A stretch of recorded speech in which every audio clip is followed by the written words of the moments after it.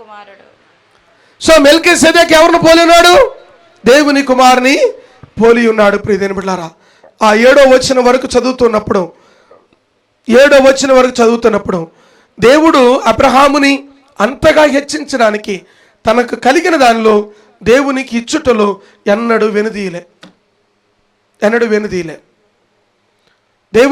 దేవుని బిడలుగా పిల్లారా, ఎప్పుడైనా గమనించి చూడండి, మన రాబడిలో ప్రథమ ఫలము దశమభాగం ప్రభుకి ఇచ్చిన తర్వాత మనం వాడుకుంటే అది మన కుటుంబాలకు దీవెన.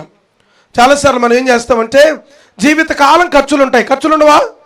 జీవితకాలం మరలా చచ్చిపోయిందాకా ఖర్చులు ఉంటూనే ఉంటాయి. వాటిని వాడి మిగిలినాక దేవునికి ఇద్దామంటే ఎప్పుడు మిగిలితే ఈటాకి ఎప్పుడు డెఫిసిట్లో ఉంటాం. కారణం ఏమిటంటే ప్రభువునికి ఇచ్చి ఆయనను శోధించాలి అన్న సంగతిని మరవకూడదని